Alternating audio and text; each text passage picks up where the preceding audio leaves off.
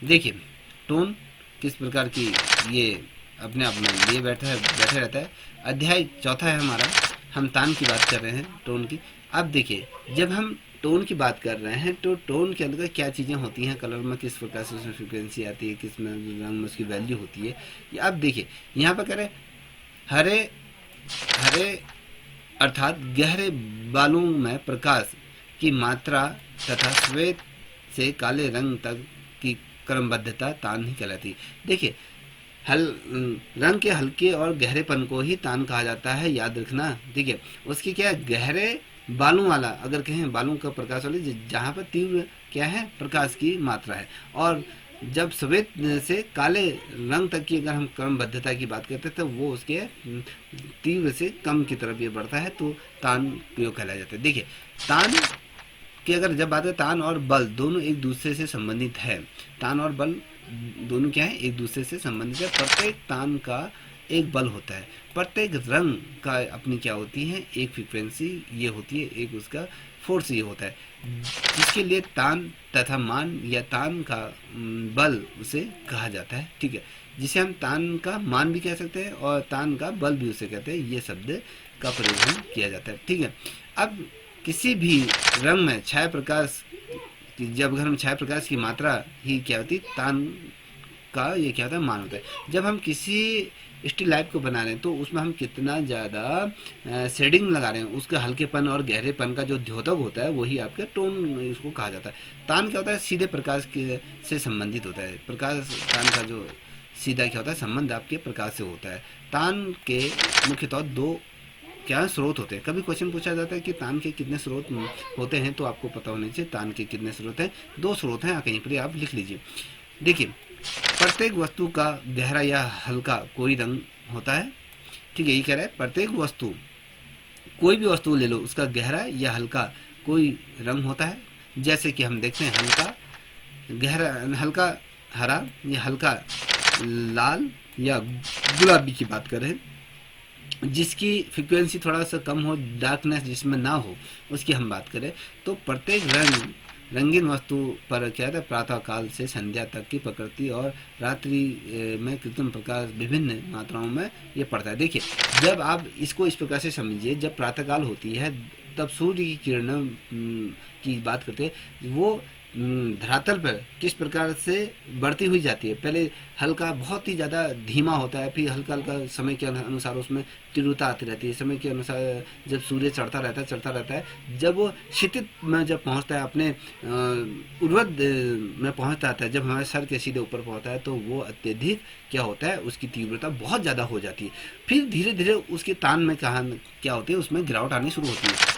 एक तरफ तान बढ़ता है, दूसरी तरफ उसका तान भी घटता हुआ चल रहा है। तो धीरे धीरे धीरे संध्या की तरफ, जिस प्रकार से सुबह की जो परिदृश्य था, वही परिदृश्य आपके संध्या के समय में मिले। उसी प्रकार से अगर रात्रि को देखोगे, रात्रि का जैसे जैसे 6 बजेंगे, 6 के बाद थोड़ा थोड़ा अंधेरा होगा, थोड़ा थोड़ा अंधेरा होगा, थोड़ा अंधेरा, फिर डार्क घना अंधेरा आपके कब हो जाता है, 12 से 1-2 बजे के आसपास बहुत ही घना वो होता है। तो फिर धीरे जैसे लालिमा छड़ती है, तो धीरे धीरे प्रकाश का भी जो कृत्रिम प्रकाश होता है उसमें भी क्या होता है, विभिन्न मात्रा। अब कृत्रिम प्रकाश की, अगर हम कृत्रिम प्रकाश की जैसे आपके लाइट होती है, ये अलग अलग चीज़ें जो हमारे मनुष्य द्वारा जो निर्मित की होती है, उनकी हम यहाँ पर बात करें। अब देखिए ये कह रहा है वस्तु में, प्रकाश में वस्तुओं के आकार और रूप प्रभावित होते हैं। देखिए जब किसी वस्तु पर अब प्रकाश पड़ता है तो उसका आकार और रूप में भी कहीं ना कहीं प्रभाव थोड़ा सा बदलना शुरू होता है। अगर मान लीजिए कभी सीधे आप देखोगे, कभी आप एक क्या करिए, टॉर्च से किसी एक जग पर शाम के टाइम पे उसमें टॉर्च को जलाइए, तो उसका जो आकार होगा, कहीं ना कहीं आकार आपको बड़ा दिखा। अगर थोड़ा सा साइड से हल्का सा उसके किनारे से डालोगे तो उसके आकार में भी कहीं ना कहीं प्रभाव या शिफ्ट होता वो शुरू हो जाएगा। वस्तु सपाट जैसी प्रतीत होती है, हो सकती हैं, और प्रकाश मन स्थिति का भी क्या है, द्योतक ये होता है। मन के अनुसार क्या होता है, हम उसको कहीं ना कहीं अपने अनुसार प्रकाश को ढालने की कोशिश करते हैं, किनको, कृत्रिम चीज़ों को जो ठीक है। अब देखिए तान के, अगर मैं तान के भावात्मक और बौद्धिक पक्ष भी होते हैं। जो तान होते हैं उसके क्या होते हैं, बौद्धिक पक्ष भी होता है और भावात्मक पक्ष भी ये होते हैं। कम या अधिक प्रकाश हमारे मनोविचारों को जगाता है, जिसे हम भावात्मक पक्ष कहते हैं। देखिए जब हमारे सामने बहुत ज़्यादा तीव्र प्रकाश आता है तो हमारे कहीं ना कहीं अंदर आत्मा से कहीं ना कहीं जो हमारे विचार रहते हैं कहीं ना कहीं वो हमारे विचारों को कहीं ना कहीं जगा देता है। ठीक है, अब जैसे मान लीजिए कभी बादल लगे हैं, ठीक है, ठंड बढ़ रही है और उसके बाद कुछ समय बाद जब बादल छटते हैं तो प्रकाश जब आता है तो क्या होता है, मन में कहीं ना कहीं एक खुशी का भाव आने लग जाता है कि जो ठंड होती है, सूर्य की तपन जब हमें मिलती है तो हमें कहीं ना कहीं एक अच्छी फीलिंग आनी होती है। तो कहीं ना कहीं हमारे जो भावात्मक पक्ष वो उसको हम मानते हैं। और अगर बात करते हैं प्रकाश से वस्तुओं का अभिज्ञान होता है, देखिए हम प्रकाश, जब हम किसी वस्तु पर प्रकाश पड़ता है तो कहीं ना कहीं उससे हमें आत्मबोध होता है, उसका हमें ज्ञान होता है क्या चीज़ है क्या चीज़। अगर किसी वस्तु पर प्रकाश नहीं पड़ा, उसको दिखाई नहीं देता, तो उसमें हम उसको क्या करें, आत्मबोध नहीं उसका कर सकते। तो कहीं ना कहीं बौद्धिक पक्ष ये हमारा मजबूत होता है। जब हम बात करते हैं दृश्य कलाओं में प्रकाश का महत्व स्वरूप ही होता है। जितने भी देखने वाले जो वस्तु होते हैं, क्योंकि हम दृश्य कला वो होती है जिसे हम देख सकते हैं, तो इसमें अगर हम बात करें प्रकाश का जो महत्व है स्वरूप ही हो जाता है, उसमें एक अपनी महत्वपूर्ण भूमिका ये क्या करता है, प्रकाश निभाता है। चित्रकार रंगों की विभिन्न तानों के द्वारा क्या है, प्रकाश को नियंत्रण करता है। अब किस प्रकार से जो आर्टिस्ट होता है जब वो किसी पेंटिंग को बनाता है तो पेंटिंग में उसको जो तान है, उन तानों को ज़्यादा कम वो किससे करता है, प्रकाश को कहीं ना कहीं नियंत्रण करने की कोशिश कर। मान लीजिए आपने कोई सुबह का दृश्य बना रखा है, ठीक है, प्राकृतिक दृश्य बना रखा है। प्राकृतिक दृश्य क्या करता है, कलाकार उसमें कितना प्रकाश दिखाना है कितना नहीं दिखाना, वो अपने अनुसार उसको क्या करता है, कहीं ना कहीं एडजस्ट करने की कोशिश करता है। और कहीं ना कहीं कलाकार उसमें क्या नियंत्रण पा लेता है। उसको अगर बहुत ज़्यादा डार्कनेस दिखाना है, ज़्यादा अंधेरा दिखाना है, घना अंधेरा दिखाना है, तो वो उस हिसाब से चलता है। अगर उसको ज़्यादा हल्का लाइट दिखाना है तो उस हिसाब से क्या करता है, उसमें अपना नियंत्रण वो उसके अंतर्गत होता है। इस पद्धति से वो अपने चित्रों में अनेक प्रभावों की सृष्टि करता है। देखिए अलग अलग चीज़ों को वो कहीं ना कहीं निर्मित करने की कोशिश करता है। देखिए प्रकाश हमें क्या करता है, हमेशा उत्तेजित करता है। याद रखना, प्रकाश हमेशा क्या करता है, हमें उत्तेजना से परिपूर्ण कर देता है। हमने ऊपर पढ़ा था कि प्रकाश का जो द्योतक होता है वो उत्तेजना होता है, ठीक है, ये कहीं ना कहीं हमें उत्तेजित करता है। संध्या, अब देखिए यहाँ पर एक चीज़ देखिएगा जो मैं पूर्व बता चुका हूँ, संध्या का वातावरण शांत प्रदान करता है और अंधकार से भय कौतूहल उत्पन्न हो जाता है। जब हमारा संध्या का जो समय होता है वो कहीं ना कहीं आत्मचिंतन ये करता है व्यक्ति, कहीं मेडिटेशन करना शुरू होता है, कहीं सही तरीके से चुपचाप बैठना पसंद करता है शाम के समय में। जब जैसे जैसे अंधकार क्या होता है, अपने आगोश में अंधकार जब ज़्यादा होता है, जब वो प्रकाश को अपने आगोश में जब दबोचना शुरू करता है, तो वो जो समय होता है कहीं ना कहीं वो भयभीत करने वाला क्षण होता है, कौतूहल उत्पन्न करता है। कहीं हमारे हृदय में हजारों ऐसे प्रश्न दौड़ने लग जाते हैं, क्या होगा क्या नहीं होगा, लाइट चली जाएगी। तो जब लाइट चली जाती है तो आप मान लीजिए आप किसी जगह पे बैठे हो अपनी फैमिली के साथ, बच्चे भी आपके साथ, जिसमें लाइट चली जाती तो अचानक एक भय का माहौल होता है, कौतूहल, बच्चों के खास तौर से बच्चों में कौतूहल का भाव उत्पन्न हो जाता है, याद रखिएगा। अब देखिए यहाँ पर स्पष्ट तौर पर दिया है, कलाकार इसके हेतु एक ही तल पर कहीं हल्का और कहीं पर गहरा प्रकाश डालकर और इच्छा प्रभावों की सृष्टि ये करता है। देखिए चित्रकार जो होता है, चित्रकार क्या करता है, अपने अनुसार क्या होता है, रंगों को कहीं कहीं नियंत्रण करने की भरसक कोशिश करता है। अब ये जो रंग है कहीं ना कहीं प्रकाश का क्या है, गुण है। हमने पूर्व में पढ़ा है जो जितने भी कलर हैं वो किस चीज़ का द्योतक है, वो प्रकाश के गुण का द्योतक है। तो कहीं ना कहीं जो चित्रकार है वो रंगों को क्या करता है, अपने अनुसार उनमें नियंत्रण पाने की कोशिश ये करता है, ठीक है, याद रखिएगा। और बात करते हैं जहाँ आकृतियों में प्रकाश छाया प्रकाश क्या होता है, विहीन सपाट रंग भरे जाते हैं। जहाँ पर क्या कह रहे हैं, जहाँ पर ऐसा छाया प्रकाश, जिस जगह पर छाया प्रकाश की अगर हम बात करें, वहाँ पर जो छाया प्रकाश जिस जगह पर नहीं है वहाँ पर क्या करता है, सपाट रंग क्या करता है, चित्रकार भर देता है। और जो चित्रकार होता है वो क्या करता है, जितने भी आकृतियाँ हैं, चाहे अलग अलग आकृतियों की बात करें, तो उन आकृतियों में जिस प्रकार से चित्र तल पर चाहे वो हल्का गहरा तानों का वर्णों का प्रयोग करता है। मान लीजिए कोई घाटी है, ठीक है, कोई चित्रकार किसी प्राकृतिक दृश्य को बना रहा है, जैसी वो घाटी की नीचे से जब ऊपर की तरफ वो चढ़ता है तो नीचे की तरफ वो घाटी की तरफ क्या करेगा, जो पेड़ पौधे हैं, जो वहाँ की घास है, उसमें डार्कनेस वो ज़्यादा लाएगा। जैसे जैसे ऊपर को पहाड़ी की तरफ हम बढ़ेंगे तो वहाँ पर क्या होगा, वो जो प्रकाश के जो है वर्ण का जो है बात कर रहे हैं, जो तान की बात कर रहे हैं, वो तान नीचे से जो गहरा होता जाएगा और धीरे धीरे ऊपर उसके क्षितिज के ऊपर को जब बढ़ेगा वो तान उसका क्या होगा, धीमा पड़ता हुआ चलेगा। वो कहने का मतलब है वो हल्कापन उसमें आना शुरू हो जाता है। यही क्या है, प्रकाश के गुण के रूप में इसको प्रयोग किया जाता है। ठीक है, इतना आप सभी समझ गए हैं? Yes sir. ठीक है, अब बात करेंगे ये तान की परिभाषा। ठीक है, इसे नोट डाउन करते हुए चलिएगा जो हम बात करें। ठीक है, अब तान की परिभाषा क्या होती है, अब इसको थोड़ा सा देखिएगा। चलिए तान की परिभाषा तब तक आप बताइए।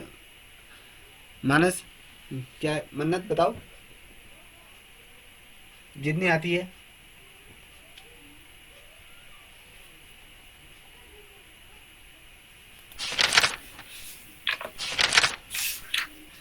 आती है?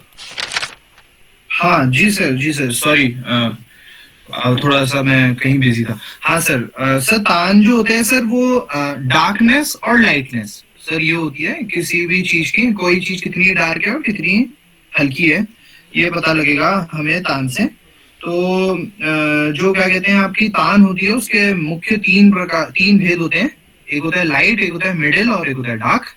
इसके अलावा सर इसमें दो तीन टर्मिनोलॉजीज हैं, जैसे इसमें हाईलाइट है और टिंट है। तो हाईलाइट होती है कि कितना जहां पर प्रकाश आपका कितना ज्यादा तीव्र है सर, उसे हम हाईलाइट कहते हैं। और जो टिंट होता है, टिंट जो होता है उसमें जब हम रंगों में व्हाइट कलर हम लगाते हैं तो उसे हम टिंट कहते हैं। यूजुअली चमक चमक चमक ऐड करने के लिए हम टिंट यूज करते हैं। और एक इसमें टर्मिनोलॉजी और होती है जिसे बल कहते हैं, वैल्यू। तो ये भी सर एक टर्मिनोलॉजी है, तान की ही एक टर्मिनोलॉजी है, बल।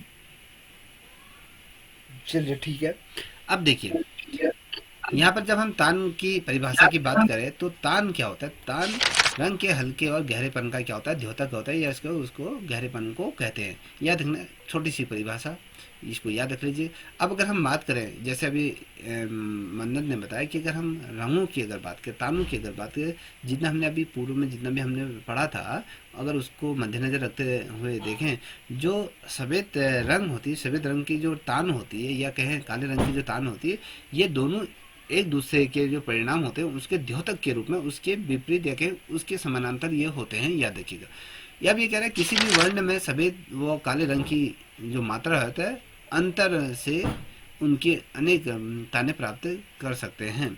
देखिए अब क्या होता है, जैसे मैंने आपको बताया ना, अगर आप काले और सफ़ेद रंग का अगर प्रयोग करते हैं तो आपको आसमान कितना डार्क चाहिए, कितना हल्का चाहिए, ये सारा किस पे निर्भर करता है, ये सफ़ेद रंग या फिर काले रंग पर ये निर्भर करता है। ठीक है, अगर आपने वातावरण को दर्शाना है, कहीं पर डार्कनेस लाना है, तो उसमें कहीं ना कहीं काले रंग का भी कहीं ना कहीं आप प्रयोग करेंगे, तो हल्का करोगे तो वो वातावरण उस प्रकार के दिखेगा। कहीं ना कहीं कहने का मतलब है तान रंग के हल्केपन, या तो हल्केपन का यूज कर रहे हो या गहरेपन का क्या करते हो, या डार्कनेस का क्या करते हो, आप प्रयोग करते हो, तो कहीं ना कहीं ये इन चीज़ों का द्योतक इनको माना जाता है। अब कह रहा है कि तान किसी भी चित्र में प्रयुक्त वर्ण संयोजन का प्राण होता है। देखिए हम कोई भी चित्र अगर बनाते हैं, याद रखिएगा, हम कोई भी चित्र बनाते हैं तो उनमें इसी साधारण तौर पर हम कलर नहीं कर देते। हम देखते हैं कि यदि किसी पहाड़ी महिला का चित्रांकन कर रहे हैं तो हम उसमें देखेंगे कि उसका जो दुपट्टा है, जो उसका पिछौड़ा है, वो कितना डार्क है, हमें कहाँ पर उसको ज़्यादा डार्कनेस दिखानी है। अगर उसने साड़ी पहनी है, लहंगा पहना है, तो हमने उसके लहंगे को कितना डार्कनेस दिखाना है। वो जो डार्कनेस, जो कलरों का जो हम प्रयोग कर रहे हैं, वो आपका जो वातावरण है, जो उसका जो पीछे का जो बैकग्राउंड है, उससे ज़्यादा ना हो।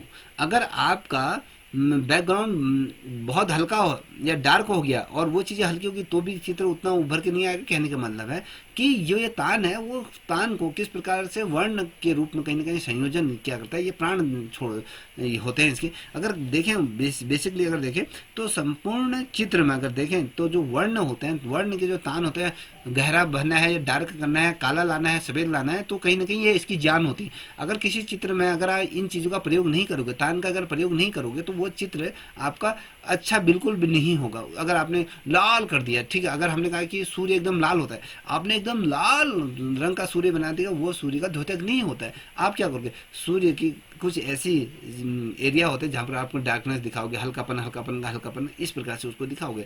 ठीक है, हम कह रहे हैं कि कोई वातावरण में कोई पेड़ को बनाए हो, एकदम हरा पेड़ नहीं, उसमें थोड़ा ब्राउन कलर का भी टेक्सचर आएगा, थोड़ा सा उसकी पत्तियां, थोड़ा सा कहीं पर उसकी पत्तियां डार्कनेस होंगी, कहीं पर वहाँ पर हल्कापन होगा, जहाँ पर उसका प्रकाश संश्लेषण हो रहा है, तो उस क्षेत्र में देखोगे तो कहीं ना कहीं जो पत्तियां हैं वो डार्कनेस या कहीं इस प्रकार के वो भाव लिए बैठे होंगे, तो याद रखिएगा। अब ये कह रहे हैं किसी भी एक वर्ण की सतह पर प्रकाश के समान भाव के अभाव में भी उस वर्ण की विभिन्नताएं प्रस्तुत हो जाती हैं। अब प्रकाश जिस सतह पर अगर प्रकाश पड़ रहा है या जिस सतह पर प्रकाश नहीं पड़ रहा है, आपने एक चीज देखा होगा, इसका सबसे अच्छा उदाहरण मैं ये ऐसा दूंगा, जब हम हरेला बोते हैं, क्योंकि आप सभी लोग उत्तराखंड के हैं, तो हरेला बोते हैं, तो हरेला बोते हैं, एक को आप क्या करो अंदर बोते हो, एक बाहर बोते हो, तो दोनों में क्या फर्क आता है बताइए।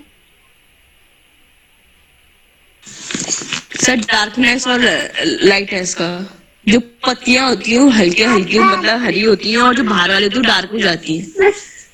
तो ये क्यों होता है? सर लाइट के इफेक्ट के उससे उसको सूरज की किरणें मतलब एकदम डायरेक्ट मिलती है ना। तो हमने पहले ही कहा था ना कि जो सूर्य के जो किरणें हैं वो प्रकाश का द्योतक है, वो प्रकाश का गुण है। तो इसलिए हम कह रहे हैं वाइटनेस और डार्कनेस की हमने जो बात करी, तो ये सबसे अच्छा उदाहरण है किस प्रकार से जिस सतह पर प्रकाश पड़ रहा है तो वहाँ पर एक समान भाव यहाँ पर देखने को मिलेंगे, और जहाँ पर अभाव की अगर हम बात करते हैं तो अभाव का वर्ण में क्या होता है, इसकी ताने भिन्न होती हैं। जब आप अंदर जब हरेला बोते हो तो उसमें कहीं पर ज़्यादा डार्क होता है, कहीं पर हल्का होता है, कहीं पर सफ़ेद हो जाता है, तो ये उसकी क्या होती है, ताने, इनको ही हम तान कहते हैं। ठीक है, अब इसके विपरीत अगर हम देखें, इसके विपरीत अगर देखें तो प्रकाश के एक समान प्रभाव के होते हुए भी वस्तु में क्या होता है, एक तली न होने के पर भी उसके वर्ण में भिन्नताएं प्रस्तुत हो जाती हैं। देखिए, प्रकाश अगर एक समान किसी सतह पर पड़ रहा है, एक समान भाव से अगर पड़ रहा है, तो वो जो वस्तु है, जो जिस तल पे वो वस्तु है, वस्तु पे क्या होता है, उसकी वर्ण की जो ताने हैं, जो कह रहे हैं कि प्रकाश की जो फ्रीक्वेंसी जहाँ पड़ेगी, तो उस फ्रीक्वेंसी में भी कहेंगे अलग अलग फ्रीक्वेंसी लिए हुए बैठी रहती है कौन से ताने। मैंने कल आपको ये बताया था कि जो कलर हैं, उन कलरों की अलग अलग ताने होती हैं, किसी की लाल की इतनी होती हैं, सफ़ेद कितनी होती हैं, काले कितने, तो एक जैसे ताने तो यस सर। एक जैसी ताने तो हमें कहीं पर मिलेंगी नहीं। अगर किसी सतह पे अगर प्रकाश की किरणें हैं या किसी कोई कलर को आप किसी सतह पे यूज कर रहे हो, तो मान लीजिए आपने पहले कलर, जब आप कैनवास पे कलर करते हो तो आप उसमें प्राइमर लगाते हो, तो उसकी तान अलग है। आपने फिर उसमें मान लीजिए आपने आकाश को बनाया, तो उसमें क्या करा आपने, वाइट कलर को लगाया, फिर जाके उसमें थोड़ा सा जो क्या होता है ब्लू कलर को लगाया, फिर ब्लू कलर में फिर व्हाइट कलर मिला दो, तो कहीं पर उसका जो टोन है उसके टोन को आप बढ़ा दे रहे हो, कहीं पर क्या कर रहे हो उसके टोन को घटा दे रहे हो। ये कौन कर रहा है? वो चित्रकार क्या करता है, अपने हिसाब से जो तान होते हैं, जो वर्ण होते हैं, उसमें वो क्या करता है, नियंत्रण पाता है। तो ये हमने इससे पूर्व है। अब देखिए तान का वर्गीकरण कितने प्रकार से होता है, याद रखिएगा। ठीक है, अब तान को सरलता से समझने के लिए उसका विभाजन करते हुए, तान के कितने भेद होते हैं? 3 भेद होते हैं, याद रख लीजिएगा। तान के कितने भेद होते हैं, क्वेश्चन बनता है, तो तान के 3 भेद होते हैं, याद रखें।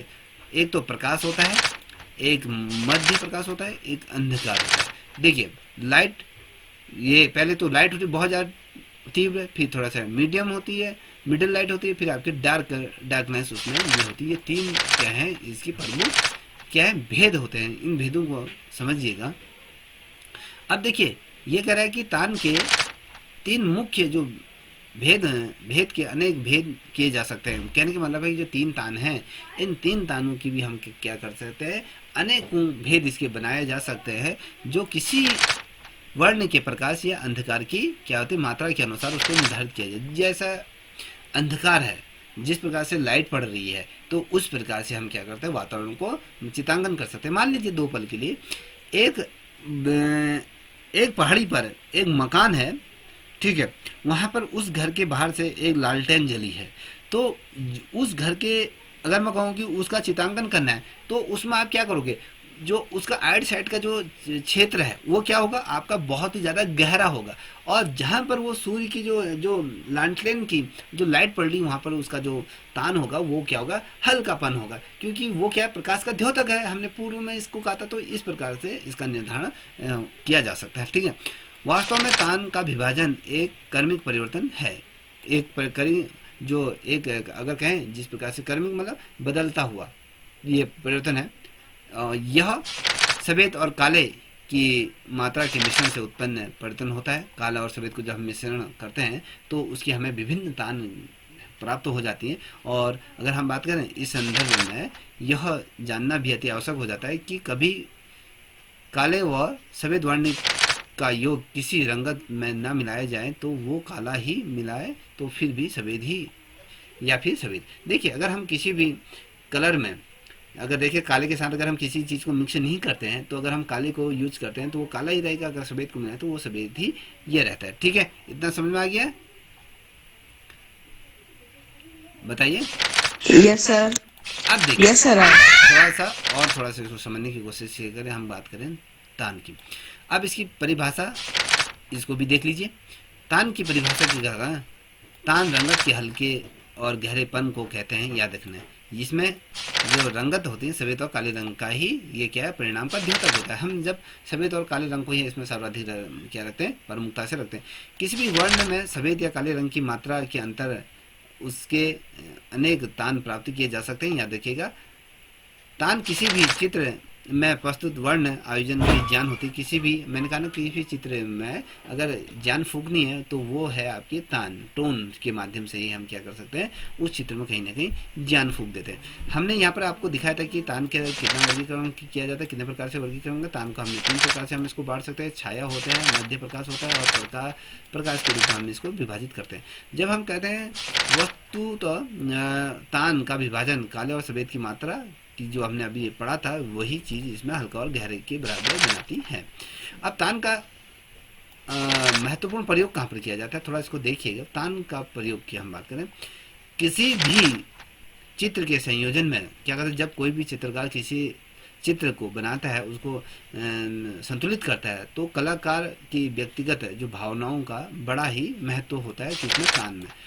इन्हें व्यक्त करने में चित्रकला के तत्वों का भी बड़ा ही महत्व। जो ये अगर हम चित्रकला की अगर बात करते हैं चित्रकला में जब हम कोई चित्रकार किसी चित्र को बनाता है उसमें किस प्रकार से संतुलन या उसमें संयोजन सभी चीज़ों का संयोजन बना के चलता है। ये नहीं कि कहीं पर आपने ज़्यादा बना दिया है, कहीं ज़्यादा डार्कनेस कर दी, तो लेके चलना है कि जो पेंटिंग बनी वो पेंटिंग एक समान एक ही तरीके से वो ज़्यादा विविधतास्पद ना लगे। कहीं ना कहीं हमारी कोशिश ये रहती है। ड्राइंग का मतलब ही क्या होता है, मानव नेत्र को सुकून पहुंचाने वाले वस्तु को ही हम क्या कहते हैं आर्ट कहते हैं। जो मानव हृदय को कहीं ना कहीं व्याकुल ना करे, कहीं ना कहीं आनंदित कर दे और उस सौंदर्य का बोध वो जब कराती है तो वही क्या होती है आर्ट होती है। तो यही चित्रकार क्या करता है वो इन चीज़ों को व्यक्त करने का सबसे बड़ा ये कारण होता है। क्योंकि कला के प्रत्येक तत्व जो हम कहते हैं, जैसे हमने रूप के बारे में पढ़ा, रंग पढ़ रहे हैं, रेखा पढ़ ली है, तान पढ़ ली, ये क्या होते हैं आदि विभिन्न भावों को प्रकट करने में ये क्षमता रखते हैं। ये तमाम चीज़ें क्या होती है किसी रूप को या किसी आकार को, ये वर्ण को या तान को कहीं ना कहीं प्रकट करने की क्षमता रखते हैं। चित्र हमेशा अगर हम चित्रतल की बात करें चित्रतल द्विआयामी होता है, परंतु अगर हम बात करें जब तान का जब हम प्रयोग करते हैं तो तान उसे क्या करता है 3D डायमेंशन में वो भाव उसमें उत्पन्न कर देता है। ठीक है, देखिए हम जब बात करते हैं कि त्रिआयामी चित्र हमें देखने को मिल रहा है, त्रिआयामी चित्र जब दिखेगा तो वो क्या होगा, वो तान का जब हम प्रयोग करेंगे, चाहे वो रंग के हल्केपन और गहरेपन का द्योतक की बात करी थी। जब हमने कल आपसे बात की कि भैया आप 3D कैसे दिखाओगे, कि भैया जब उसमें क्या होता है 3D दिखाने के लिए क्या करना पड़ता है, मैंने बताया था क्या होता है, द्वितल किसे कहते हैं और त्रिआयामी बताइए। सोनी आप बताओ बेटा। सर 3D में सर गहराई दिखाते हैं और 2D में ऊंचाई और चौड़ाई। बिल्कुल ठीक है। ठीक है, अब जब हम 3D प्रभाव जब उत्पन्न करते हैं तो उसमें हम गहराई दिखाते हैं। गहराई किससे दिखेगी, हमेशा याद रखना, गहराई जब हम दर्शाते हैं वो सिर्फ तान के जो विभिन्न टोन होते हैं या कहें उसके जो स्तर होते हैं हम उसके माध्यम से उसको दर्शाने की कोशिश करते हैं। और वो भाव उत्पन्न कौन करता है, जो कलाकार करता है। इसमें क्या होता है, वस्तु के वास्तविक आकार की बात करें, जो आकार है उसका आयतन का आभास होता है और तान का प्रयोग परिप्रेक्ष्य के प्रभाव को दर्शाने के लिए किया जाता है। इसमें वातावरण क्षय विधि की जो समस्या को ये हल किया जाता है कि वातावरण के आधार पर हम किसी चीज़ को भ्रमित कैसे करें, तो कहीं ना कहीं जो ये समस्या है, इस समस्या का निदान ये कर देता है। इतना समझ गए होंगे आप सभी लोग, बताइए। Yes sir. ठीक है, यस सर, यस सर। अब बात करेंगे, अब जो हमारा दूसरा पॉइंट है उस पर चलते हैं। देखिए थोड़ा सा मैं यहाँ पर दिखा देता हूँ कि जब हम बात करते हैं तो ये जैसे तान की कुंजियों के प्रयोग की अगर थोड़ा सा यहाँ पर देख लीजिए, तो यहाँ पर क्या होता है, छाया प्रकाश होता है, एक यह वितरण पद्धति होती है और क्रमिक स्थापना ये होती है। और यहाँ पर आप देख पाओगे तो तान के प्रभावों की चित्र में क्या होता है, चित्र में तान प्रभाव के कई उपायों से उत्पन्न किए जा सकते हैं। कभी कभी उनमें परिवर्तन भी क्या है, संयोजन अभी हमने ये पढ़ लिया। किस प्रकार से उसका विभाजन किया जाता है, तो ये ज़्यादा पूछा नहीं जाता है, ठीक है, इसको ध्यान में रखिएगा। इसका उपयोग ये है, इसमें ज़्यादा कुछ चीज़ें है नहीं कि अब आपको इसमें ज़्यादा पढ़ने की जरूरत। अब पूछा तान के महत्व को पढ़ सके तो आप उसको कर सकती हैं। ठीक, इतना समझ में आ गया आपके? Yes sir. चलिए अब हम जो पढ़ेंगे वो क्या है, पोत। पोत किसे कहते हैं, जानते हैं? चलिए बताइए, कोई जो पोत जानता है।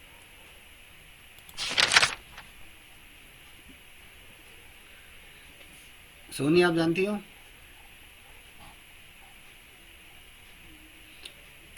सर नहीं। टेक्सचर, ये बताइए, आप बताओ।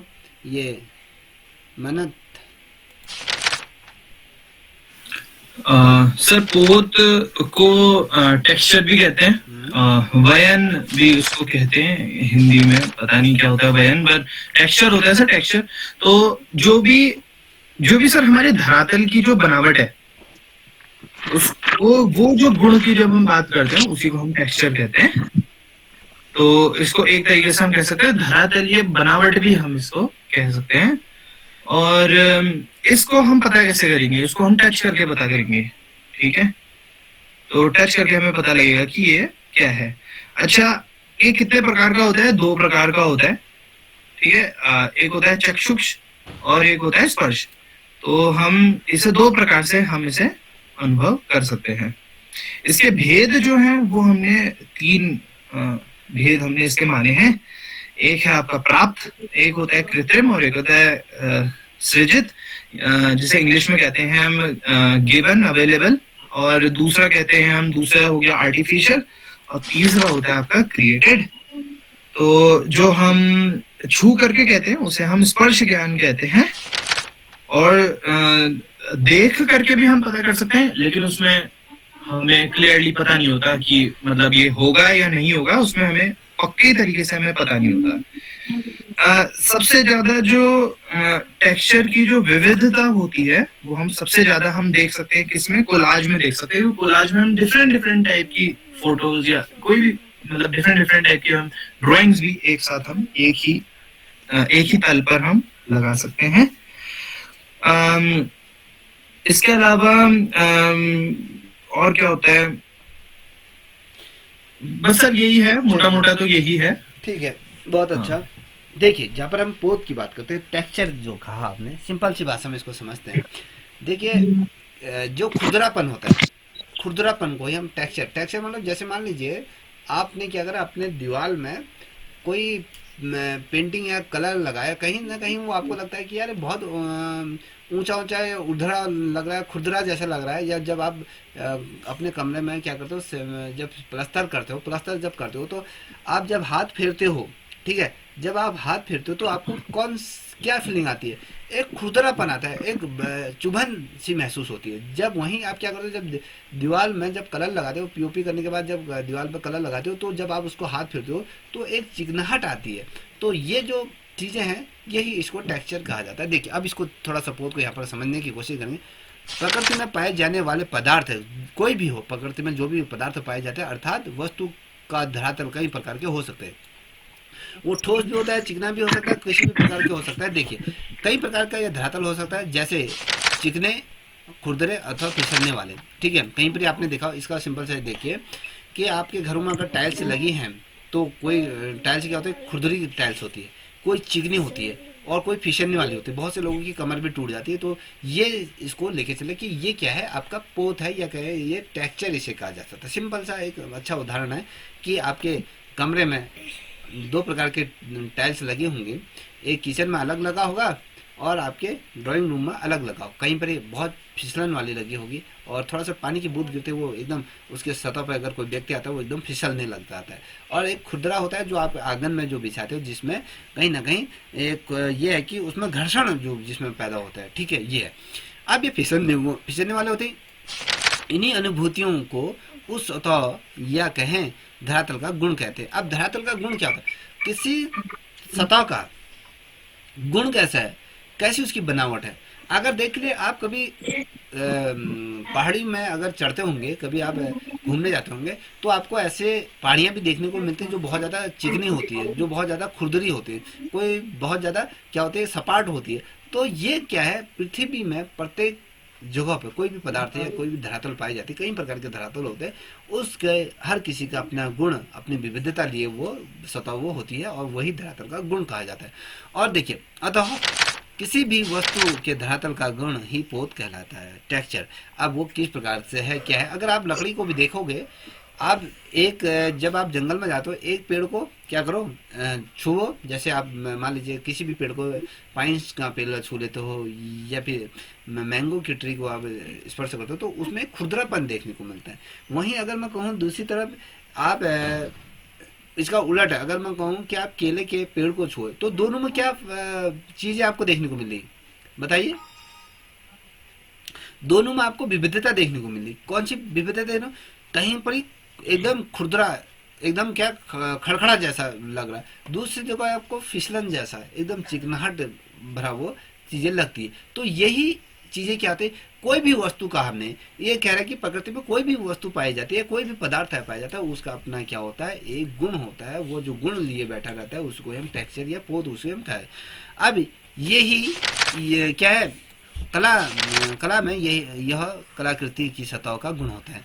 अब ये कला की सतह के अगर गुण कहते हैं, आपने देखा होगा, आप कैनवास और साथ ही अगर मैं कहूँ आपने कोई कार्डबोर्ड की बात करूं, या कोई आप हैंडमेड पेपर की बात करूं, या कोई आप सिंपल सा पेपर में अगर वर्क करते हो, तो अलग अलग पेपर के अलग अलग गुण ये लिए बैठे रहेगा। अगर आप देखोगे हेलमेट शीट को देखेंगे तो वो अपने गुण अलग लिए बैठे रहेंगे, ठीक है। अगर आप कार्डबोर्ड को देखोगे तो उसका गुण अलग होगा। अगर आप कहीं पर मान लीजिए कपड़े पर अगर चित्र बना रहे, उसका गुण कहीं और होगा। अगर आप मैं कहूँ कि आप जैसे ताम्र पात्र में बना रहे हो, ठीक है, या भित्ति पे बना रहे हो, तो हर कोई क्या लिया बैठा है, अपने गुणों को अलग अलग तरीके से लिए बैठा है। यही कलाकार का क्या होता है, गुण होता है, या कहे जो कलाकृति की सतह का ये क्या होता है, बहुत ज़्यादा शानदार ये गुण होता है।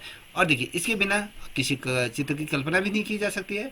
अब कला तत्व में पोत क्या होता है, विशेष स्थान रहता है। अब जो पोत है, इसका कला के क्षेत्र में बहुत ही ज़्यादा महत्वपूर्ण क्या होता है, रोल होता है। अतः कलाकार क्या करता है, इसका प्रयोग में विशेषकर कुशलता ये प्राप्त करना अनिवार्य होता है। इसको देखिए, कोई भी कलाकार है, इस गुण में अगर उसने महारत हासिल कर लिया तो वो सोच लीजिए वो कलाकार अपने कला के तत्वों में कहीं ना कहीं महारत हासिल करना सीख गया है, ठीक है। अब पदार्थ के अपने गुण होते हैं। कोई भी पदार्थ हो, आप जैसे मन्नत आप अगर साइंस वाले हो तो आपने पढ़ा होगा कि हर जो पदार्थ है, जो लिक्विड है, उसकी अलग अलग फॉर्म होती है। वो अपनी डेंसिटी पावर को लिए बैठी रहती है, नहीं, बताइए। अगर हम बात करते हैं हीलियम की बात करें, या फिर कोई भी ऐसे तत्व हो, या आपको पेट्रोल की बात करें, या फिर अलग अलग कोई भी चीज़ें ले लो, पानी का अपना गुण होता है, पेट्रोल का फ्यूल का अपना गुण होता है, कोई भी तत्व होता है अपने अपने गुणों को ये लिए बैठे रहते हैं, ठीक है। अब जैसे पत्थर ठोस है, ये ठोस है, ये कठोर या ठोस है। अथवा वहीं दूसरी तरफ देखोगे वह नम, जैसा पनीर, जैसा आप पनीर को देख लो। अगर आप पनीर को हाथ फेरोगे, अगर पनीर पर हाथ फेरोगे तो क्या होगा, आपको कहीं ना कहीं एकदम क्या लगेगा, एकदम स्पंज जैसा वो फील होगा। और अगर वहीं पत्थर को अगर छुओगे तो आप बता दोगे कि इसकी जो सतह है वो क्या है, बहुत ज़्यादा ठोस है। ये कैसे पता चलेगा कि उसका सतह का क्या करेगा, आप अनुभव जब तक करोगे, अनुभव के माध्यम से ही ये तमाम चीज़ें हमें पता चलती हैं, ठीक है।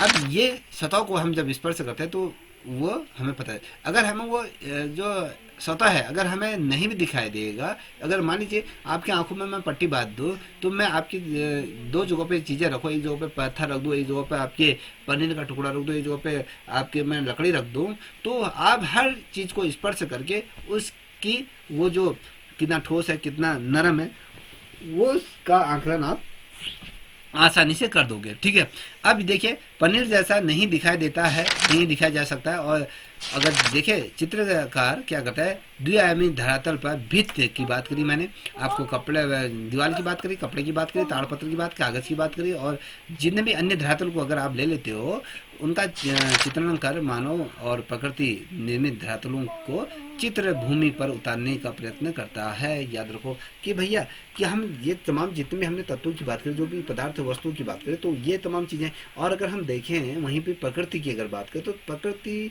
में निर्मित जितने भी धरातल हैं, चाहे वो आपके चट्टान पे हो या फिर आपके सतह पे हो या फिर आपकी घाटी में हो, तो अलग अलग धरातलों का अलग अलग क्या होता है स्वभाव होता है। और अगर चित्रकार उनमें जो उस चित्रभूमि में अगर वो चित्रकला करने का प्रयत्न करता है, और ये क्या होता है जो आर्टिस्ट होता है वो उसका क्या होता है गुण होता है, और चित्र में वो नहीं आ सकता है। याद रखिएगा जो चीज़ वो फील करना चाहता है कभी कभी क्या होता है वो चित्र में नहीं आ सकता है, परंतु अगर देखें जब वो कलर करता है, जब हम वर्ण की बात करें, जब वो वर्ण को भरता है तो कहीं ना कहीं द्विआयामी पट पर अगर मैं कहूँ वो जो चित्रकार क्या करता है, जो दर्शक होता है कहीं ना कहीं वो दर्शक को भ्रमित करने के लिए इन चीज़ों का प्रयोग करता है। पहले तो हमें वो धरातल पर क्या हो रहा है वो गुण नहीं दिखाया, चित्र तल पर वो गुण नहीं हम देख पा रहे हैं और नहीं वो ला सकता है, मगर वो क्या करता है बड़ी चतुराई से वर्णों का प्रयोग करके, पोत का प्रयोग करके, तान का प्रयोग करके वो जो चित्रकार वो भ्रम को उत्पन्न कर देता है। याद रखिएगा। अब वो भ्रम को कैसे उत्पन्न करता है, अब यहाँ पर चित्र के माध्यम से हम आपको दिखाने की कोशिश करूँगा। 28वां जो चित्र कह रहा है, देखिए यहाँ पर कह रहा है 28वें नंबर का चित्र। अब देखिए ये जो है सतह है, देखिए यहाँ पर थोड़ा सा हम पहले छाया प्रकाश को समझ लेते हैं वो क्या है। देखिए यहाँ पर हमने कहा था कि अभी आपको जो दर्शाया था कि जो हमने तान की बात करी, देखिए प्रकाश, माध्यम और छाया। आप यहाँ पर थोड़ा सा इसको भी देख लीजिए, जो हमने पढ़ा था अभी टोन जो हमने पढ़ा था वो टोन ये होता है। पहले क्या होता है प्रकाश जब पड़ता है, प्रकाश की स्थिति, फिर उसके बाद जब प्रकाश के अगर हम माध्यम की बात करते हैं तो ये स्थिति देखने को मिलती है, और छाया प्रकाश ये होता है। तो अलग अलग रंगों में उसकी देखिए हर स्थिति में उसको अलग अलग तरीके से हम डिफाइन कर सकते हैं। अब देखिए छाया जहाँ पर पड़ रही है हमने बात करी, तो ये वाला जो क्षेत्र है वो जो छाया जहाँ पर होगी वो सबसे ज़्यादा गहरी होगी। अब यहाँ पर क्या ये जो है ये द्विआयामी में है, ये दो आयाम में इसको निकालते हैं। जब हम त्रिआयामी प्रभाव देखते हैं तो हमें इसके तीन कोने दिख रहे हैं, एक कोना, दो कोना, तीन कोना। कहने का मतलब है कि हमारे आंखों में ये भ्रम पैदा कर रहा है। तो त्रिआयामी में दिख रहा है, तो जहाँ पर प्रकाश मध्यवर्ती से पड़ा सीधे क्षितिज से जब सीधे पड़ता है तो प्रकाश वो यहाँ पर क्या होता है आपका जो वर्ण होता है, वर्ण की जो डेंसिटी होती है वो बहुत कम हो जाती है। अगर मध्य की जगह अगर देखोगे तो मध्य में भी थोड़ा सा बढ़ या कहें उसके समानांतर थोड़ा बढ़ जाता है। और जब हम छाया की तरफ देखें तो छाया जो प्रकाश होती है वो गहरेपन का द्योतक होती है, वो गहराई को दर्शाती है। जब हम बात करते हैं तो 28 नंबर का जो हमने बात करी थी कि भैया पोत की अगर मैं बात करूं तो ये क्या होता है कि भैया जब हम कह रहे हैं कि पोत किसे कहते हैं, उसका धरातल चाहे कपड़े में कहें या लकड़ी पर बात करें या कागज़ पर बात करें, तो उसके धातु को भी आप यहाँ पर देखने को समझने की कोशिश करें। एक कपड़ा है हेलमेट सिर्फ की अगर हम इसको कहते हैं तो ये है, और एक कार्डबोर्ड ये है, या कहें इसका ये कार्डबोर्ड ले चलिए, कुछ भी लेके चलिए, और यहाँ पर ये सनमाइका दी हुई है, और यहाँ पर कुछ अलग टाइप का पदार्थ दिया है। अगर हम देखें तो कुछ यहाँ पर अलग चीज़ देखें, तो हर चीज़ की अलग अलग क्या है डेंसिटी देखने को हमें मिल रही है। तो अलग अलग क्या है धरातल है, ये अलग अलग जब चित्रकार क्या होता है इन अलग अलग जो धरातल है इन धरातलों में चित्रांकन करने में अपने आप को सक्षम बनाता है, सिर्फ वो त्रिआयामी प्रभाव उसमें दर्शा देता है। आप देख पा रहे होगे ये जो दिख रहा है इसमें क्या खुरदरापन दिख रहा है, देखने को मिल रहा है इन चीज़ों में, इसमें भी थोड़ा सा खुरदरापन हमें देखने को मिल जाएगा। और ये जो ये इसमें सपाट सतह है, ये भी सपाट सतह है, थोड़ा ये खुरदरी जैसी है, ये तमाम चीज़ें देखने को मिल रहा है। ठीक है, ये आपको समझ में आ गया। अब देखिए बात करेंगे पोत का वर्गीकरण। अब पोत का वर्गीकरण हम कितने प्रकार से करते हैं, दो प्रकार से करते हैं। एक प्राप्त तौर पे करते हैं, सजित तौर पे करते हैं, दो प्रकार से हम इसको कर सकते हैं, इसका विभाजन करते हैं। अब वर्गीकरण या प्राप्त किसे कहते हैं, वस्तु या पदार्थ की मूल संरचना जिसे देखकर या छूकर अनुभव किया जा सकता है। हम प्राप्त वस्तु क्या है, जो हमें मिल रही है, जिसे हम छू रहे हैं और छू के हम जिसको अनुभव कर रहे हैं, तो उसे हम क्या कहेंगे, आपके प्राप्त पोत उसे हम कहते हैं। तो इसके अंदर किस प्रकार से ये देखिए, अब अलग अलग तरीके से अलग अलग प्रभाव हमें यहाँ पर देखने को मिल रहे हैं। तो यहाँ पर ये देखिए, अब यहाँ पर क्या होता है, मैंने कहा कि ये कागज, लकड़ी, कैनवास, धातु सभी इसी वर्ग के अंतर्गत आते हैं, प्राप्त वर्ग के अंतर्गत ये आते हैं, याद रखेंगे। और चित्रकार के चित्रतल पर सामग्री होती है, उस सतह पर पोत प्राप्त पोत इसे कहते हैं। जो ये तमाम चीज़ें हैं, इसके धरातल में जो सामग्री उपलब्ध है, चित्रकार क्या करते हैं, इन तमाम चीज़ों में बनाता है। तो ऑब्वियसली पूर्व में क्या हो, उसके चित्रतल पर वो सामग्री प्रस्तुत है और वो सतह को जब प्रयोग करता है तो वो पोत कहलाई जाती है। जैसे हमने बात करी थी, कागज में क्या होता है, दानेदार कागज होता है, ये चिकना कागज होता है, कैनवास होता है, कैनवास की बनावट अलग होती है, उसका खुरदरापन अलग होता है। अब इसका थोड़ा सा सिंपल से सोच लीजिए, महिलाएं ज़्यादा क्या करती है, कभी सॉफ्ट जो होती है, जैसे सैटन का कपड़ा होता है, और अगर वहीं देखें तो दूसरा अलग अलग कपड़े होते हैं, जैसे हम कहते हैं, अलग अलग कपड़ों का नाम क्या होता है मुझे तो वो भी पता नहीं है। तो जैसे आपका खुरदरा कागज होता है, या सूती का होता है, या सलीम का होता है, या लाइलॉन टाइप का अलग अलग होता है। तो हर किसी की अपनी अपनी क्या होती है, सतह होती है, अपनी बनावट होती है, अपनी पोत को लिए बैठे रहते हैं। ठीक है, मैंने आपको बताया कागज़ क्या होता है, फिसलने वाला भी होता है, दानेदार कागज भी होता है, कपड़ा भी अलग होता है। जो कैनवास का कपड़ा होता है, अन्य कपड़े की अपेक्षा वो क्या होता है, थोड़ा सा सख्त होता है, थोड़ा उसमें थिकनेस ज़्यादा होती है, कहने के मतलब है उसमें खुरदरापन ये ज़्यादा होता है। और अगर हम दीवार की बात करें तो दीवारों का खुरदरापन या चिकनापन होना किस तरीके से होता है, 28वें नंबर पर हम देखें, 28 और की अगर हम बात करें, ठीक है, 28 यहाँ पर ये देखिए, ये है 28 और की अगर हम बात करें, जो दीवार है, दीवार में किस प्रकार से चिकनापन लिए बैठा है, ये देखिए। ठीक है, अब वही अगर हम देखें दूसरा, तो इस प्रकार से लिए बैठा है। तो ये कहीं ना कहीं ये क्या होता है, पोत में जो हमने प्राप्त की हम बात करें तो पोत को हम कितने प्रकार से बांटते हैं, 2 प्रकार से। कौन कौन से हैं बताओ, एक तो आपके प्राप्त है, दूसरा क्या है, सर्जित ये है। ठीक है, हमने प्राप्त की बात करी, जब हम वहाँ कहते हैं सर्जित पोत। और सर्जित पोत क्या होते हैं, इसको थोड़ा समझिएगा। यह वह पोत होते हैं, हाँ जी, अब इसे मैं खत्म कर रहा हूँ, फिर इसके बारे में चर्चा करेंगे। देखिए, जब हम सर्जित की बात करते हैं, यह वह पौध होते हैं जो चित्रतल पर सर्जित किए जाते हैं, चित्रतल पर इनको क्या किया जाता है, निर्मित किया जाता है। ठीक है, ये क्या होता है, प्रकृति वस्तुओं के पौध को देख कर वैसे ही बनाए जाने वाले हो सकते हैं, या फिर कलाकार अपनी आवश्यकता अनुसार ब्रश या चाकू या रोल या कपड़े आदि का प्रयोग करके, या फिर मोटे पतले रंग का प्रयोग करके नवीन काल्पनिक पौध भी वो बना सकता है। अब कैसे बना सकता है, ये देखिए, ये इसका पोत ही है। अब इस तरीके का टेक्सचर देकर आप क्या कर सकते हैं, पोत को स्वयं भी क्या कर सकते हैं, निर्मित कर सकते हैं।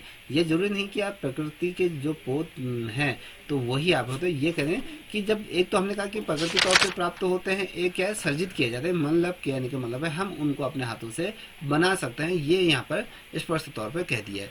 अब अनुकृति पोत के द्वारा क्या होता है, आपके द्विआयामी तल पर त्रिआयामी प्रभाव उत्पन्न किए जा सकते हैं। याद रखना, द्विआयामी तल पर हम क्या करते हैं, तीसरा जो प्रभाव है उसको उत्पन्न करते हैं। और पानी और तेल के रंग को मिलाने से क्या होता है, अन्य पोत संसाधनों का प्रयोग काल्पनिक जन और नई सतहों पर धरातल का इसका निर्माण किया जाता है। जब हम बात कर रहे हैं कि हमने कहा कि अलग अलग पदार्थ की अलग अलग अपनी फ्रिक्वेंसी या कहें अलग अलग वो कार्य लिए बैठा रहता है, तो अगर हम पानी में रंग या तेल मिला देते हैं, जैसे आपने लोगों ने मिलाएगा, तो उसमें कहीं ना कहीं कल्पना जिन अलग अलग चीज़ें हमें देखने को सतह उसकी अलग प्राप्त होती। पानी की सतह अलग हो सकती है, फिर जाके पानी और तेल की सतह अलग हो सकती है। तो कहीं ना कहीं ये हम क्या कर सकते हैं, स्वयं को निर्मित कर सकते हैं। देखिए, आधुनिक कला में इसका महत्वपूर्ण स्थान है, और चित्र में अंतराल की एक रास्ता को पोत की सहायता से भंग भी किया जा सकता है। इसमें उचित उत्पन्न की जा सकती है, इसमें रुचि उत्पन्न की जा सकती है। 28 बॉब में हम यहाँ पर देखते हैं, 28 बॉब में क्या करें, इस प्रकार से पहले तो ये सतह क्या थी आपकी प्राप्त, और ये सजित ये है, सजित तरीके से हम इस प्रकार से इसको कर सकते हैं, याद रखिएगा। ठीक है,